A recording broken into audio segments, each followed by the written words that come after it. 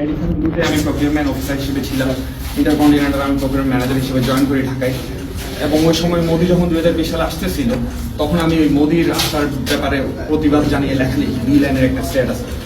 আমি অফিসে যেই দিন আসবো সেই দিনই, এর পরের দিনে আমি অফিসে আসার পথে আমাকে হাতে জিল এলাকা থেকে ওরা মাইক্রোতে আমার রিক্সা ব্লক করে আমাকে গাড়িতে তুলে নেয়।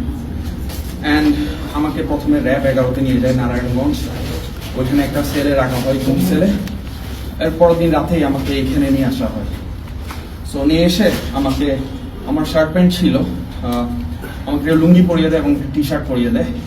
সো পরার পরে আমাকে, আমি তো ব্লাইন্ড ফোল্ডেড ছিলাম, তো আমি এখানে আমাকে বলে শুয়ে থাকো তুমি এখানে।